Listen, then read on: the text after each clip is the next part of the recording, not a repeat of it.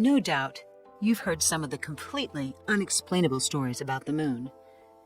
There are the strange structures that made front-page news of major news publications, but were then dismissed from all media and even photoshopped out of photos. There are the strange lunar wave videos of recent years, which seem to show the moon's image actually jumping as though it were a projected hologram. And you only need to search YouTube to see hundreds of entirely credible videos of strange lights, flurries, and unidentified flying aircraft departing and landing on the surface of the moon. Yet, the US supposedly quit landing on the moon almost 50 years ago, in 1973. Was our every scientific question answered? Why are all these credible testimonies ignored or dismissed? Could there be more to that ball in the sky than meets the eye? If you research the moon, you might be surprised. Its reference in ancient history, its perfect geometrical symmetry, and even astronaut testimonies all seem to point to only one logical conclusion: that our moon is most likely a hollowed-out structure and an artificial satellite that was intentionally placed into Earth's orbit only a few 100,000 years ago, and that the advanced engineers accomplished this intending not only to influence the Earth's biology, but to oversee and control her inhabitants.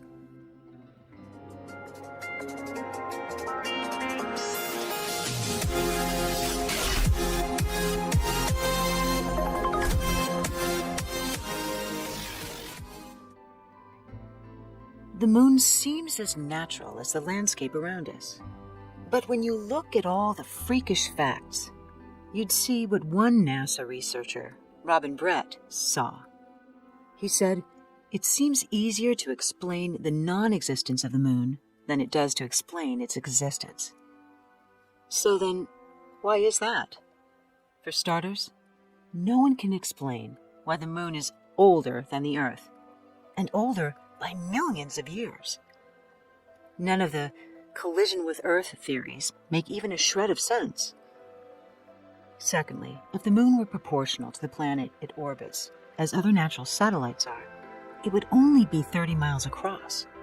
Instead, it's not double, not triple, but over 72 times larger, at 2,160 miles across. No other known natural satellites are a quarter of the size of the planet that they orbit. Then there are the craters. The varying diameters of the craters reveal impacts of varying size and force. They should have created a variety of depth, but instead, the craters all have the same depth. And when astronauts attempted to drill into the craters, they were barely able to penetrate the surface. They also discovered processed metals like brass, mica, and pure titanium, which are not naturally occurring elements. They are created and used for architectural design.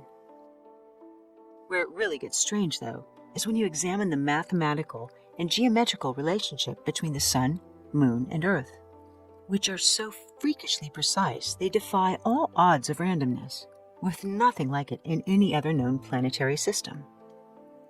For example, the Sun is exactly 400 times bigger than the Moon, and it's almost 400 times the distance away. But that's just the beginning. There are the coincidences around the numbers 366.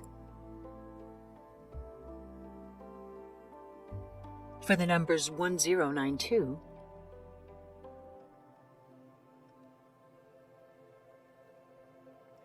and then the numbers 273. If you calculate the likelihood of this kind of precision in a random creation, the number would be so small it wouldn't fit on the screen. One of the strangest things about the moon is something that we don't even give a second thought, something called tidal lock. Frankly, the scientific definition makes it sound very natural. Tidal lock is simply that the moon's rotation exactly matches its orbit. In short, this means against all natural laws, the same side of the moon always faces the planet, and we're prevented from ever seeing the back half of our moon, also known as the dark side of the moon. Explore the universe. With very few exceptions, everything spins, including Earth, whose rotation should be throwing the moon into a furious counterspin.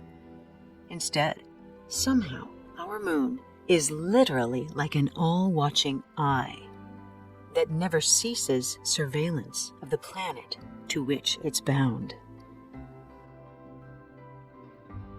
Another fact, every astronomer knows it's a 1 in a trillion chance that a planet's moon would appear exactly the same size as its sun during an eclipse. And, by the way, if you view a full eclipse from space, you'll see this. Look familiar? Then, there's the fact that natural satellites circle their planets around the equator. So why does our moon circle Earth at a tendency of 5 degrees? The exact distance, elevation, elliptical course, and speed that enabled it to transform life on Earth by creating tidal flow and seasons. All a benefit to life here for sure. So, older, bigger, and lighter in mass than it should be, according to the laws of physics, our moon shouldn't even be here. We know that without the moon, the Earth's orbital revolution would change. It's said that we'd have an unsteady gravitational pull, which would make the planet wobble. So if it's not a complete anomaly of random luck, how did the moon get here? Could it have been put there? To find out, we need to know the truth about our history. And not surprisingly, the ancients may have given us the answer. While you probably didn't get much education about this, a multitude of cultures the world over refer to what is called the time before the moon. The list of those who have written about this begins with many well-known ancient Greek writers and philosophers, including Aristotle and Plutarch.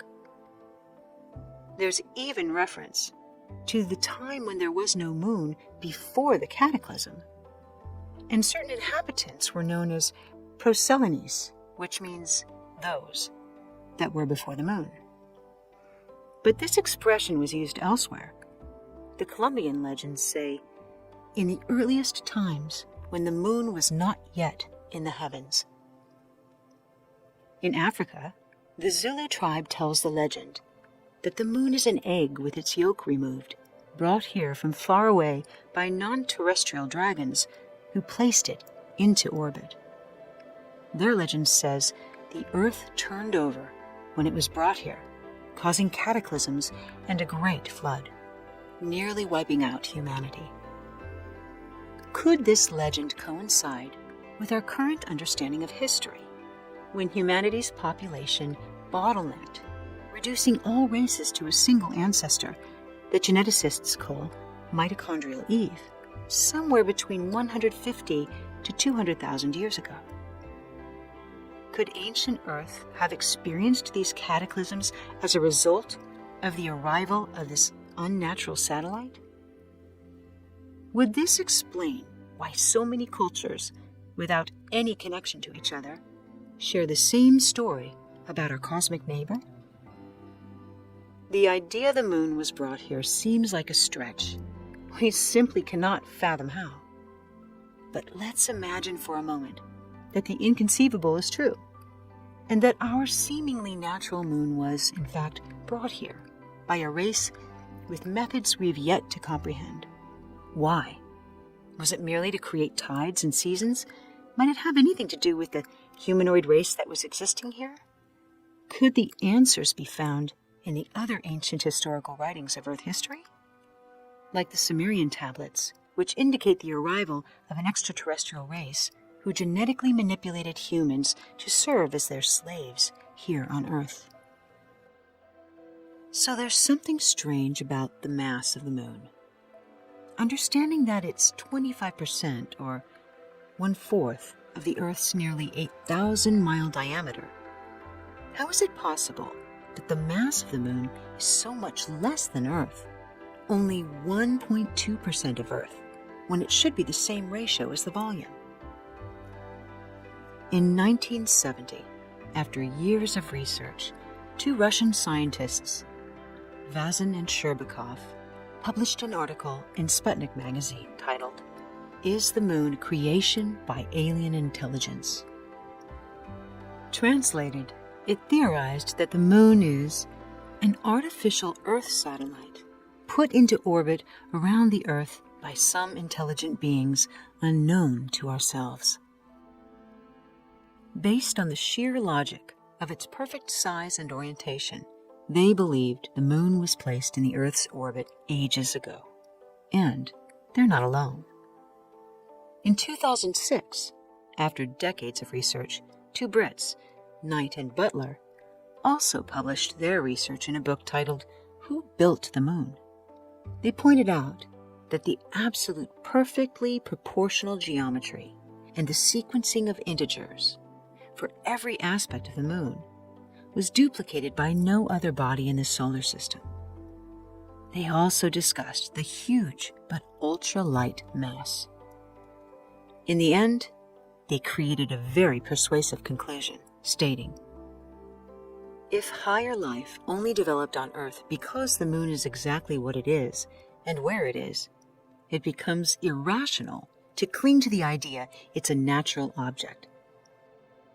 They say the more likely possibility is the moon was brought here into our orbit and is most likely a hollowed-out planetoid."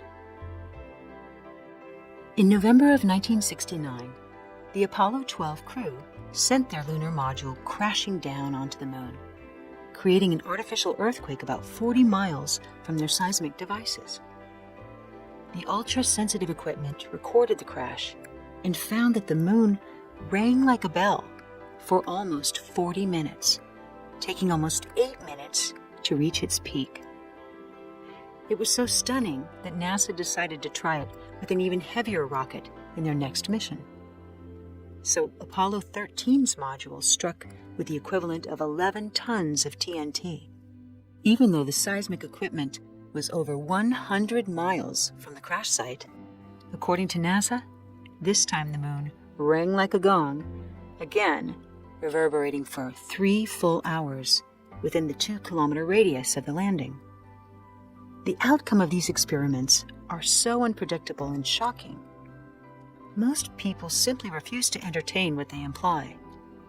When you consider the perfect geometry and placement of the moon, the shallow craters, the unique man-made elements, the locked orbit, the hollow reverberation, it becomes pretty obvious that there's a lot more to this story and the moon itself beneath the surface.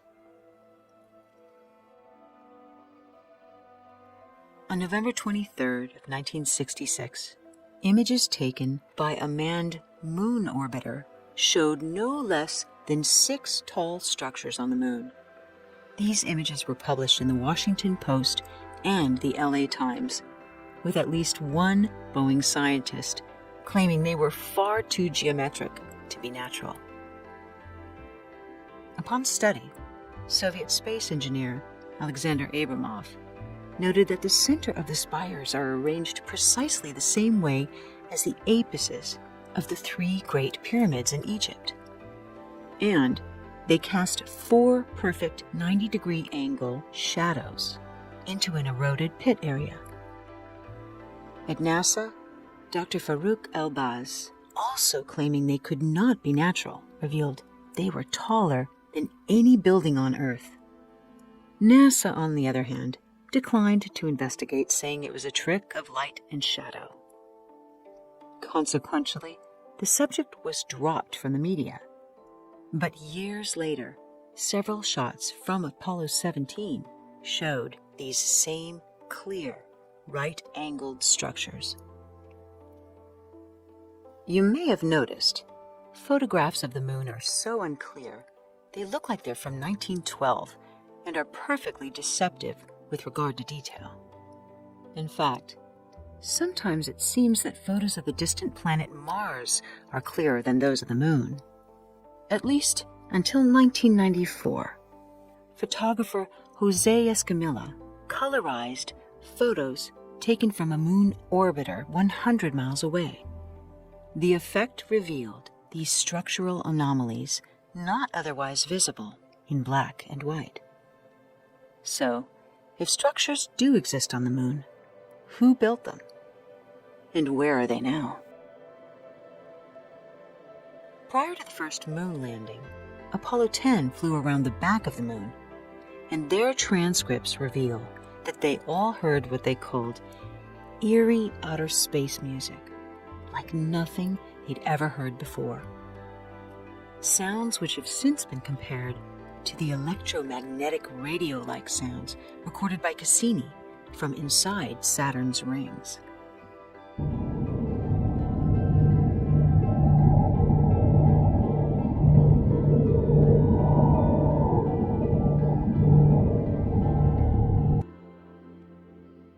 NASA dismissed the noise as radio waves interacting with the magnetic field of the moon. But the moon doesn't have a magnetic field like planets do. So, to the question, what created this noise? We have a new question. Why lie about it? The first Apollo landing on the moon is one of the most triumphant events of late human history. But after the structures were revealed, NASA had to have prepared the astronauts to potentially meet something or someone. During that trip, there were 2 minutes of video and radio silence when the cameras and recording equipment were said to have simultaneously failed. Of course, this equipment was the most highly advanced at the time and produced reliable recordings without a stitch for the rest of the mission. Years later, close friends and relatives revealed what both Armstrong and Aldrin said had actually happened during those minutes. On leaving the module, Armstrong deliberately switched his communication to the medic line and said, "There are other spacecraft here, sir, lined up on the other side of the crater. Those babies are huge, enormous. They're watching us." Without full disclosure of classified information, no one will ever know the real reason why the astronauts returned to Earth with such strange dispositions, without any indication in their cold expressions of the excitement that one would expect from the first men ever to touch the surface of the moon. It became even more obvious that something was off when they were each interviewed separately. You can easily detect, even without being a body language expert, that something just isn't right. It's a beginning of a new age.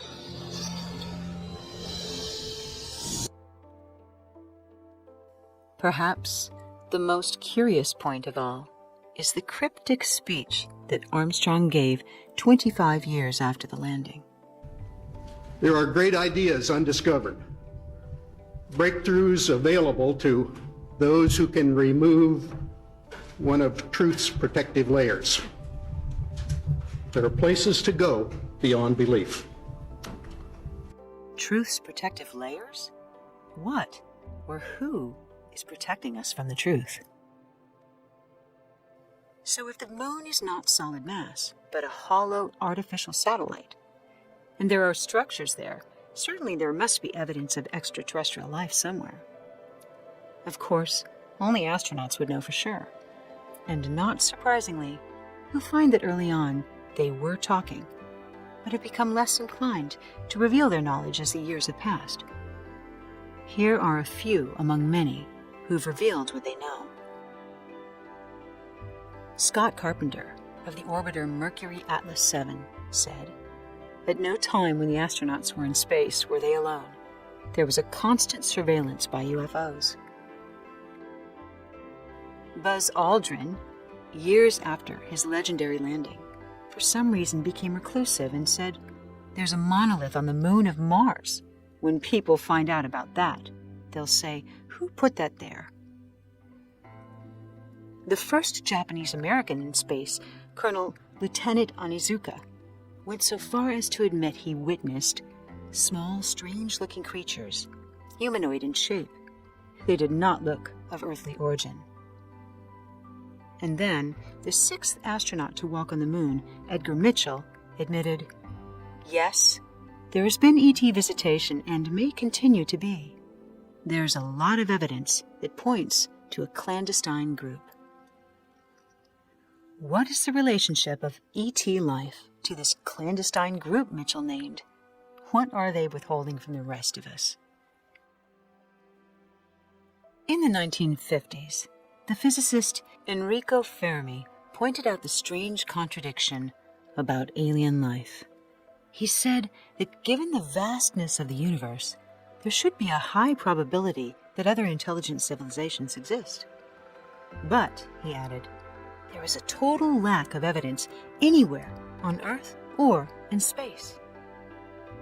Considering all that's been shared, however, is his statement really true? Is there really no evidence, or just no evidence that you can safely discuss publicly? In fact, given all the evidence we've listed, can you step back far enough to see the forest through the trees? What is more threatening? Testimonies of people who've experienced unexplainable phenomenon by today's common knowledge? Or might the real threat be that if you dare to share your story, you could risk being ostracized from everything and everyone you know and love? Carl Sagan said something very wise about human nature. He recognized when new information challenges our beliefs, it threatens our sense of self and triggers our primal reptilian brain. Sagan long warned humanity about this, saying, "When our illusions about ourselves are challenged, some of us may tend to fly into murderous rages." So let's consider what the real threat is: the new information or our own response to it. We want to believe that if there was any validity to this artificial moon concept, certainly the scientific community would be exploring it, right? Of course, information as important as extraterrestrial life would never be withheld from public knowledge. Or would it?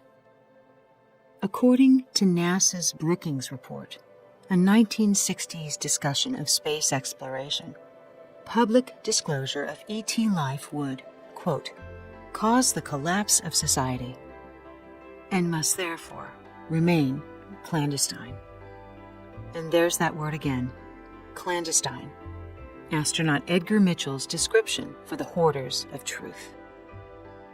The evidence is all around you. Dare to explore, dare to discuss. For until the day disclosure begins, it's safe to say Neil Armstrong's statement may have been slightly off. Rather than one small step for man, one giant leap for mankind, it might have been one small step for man, one giant deception for mankind.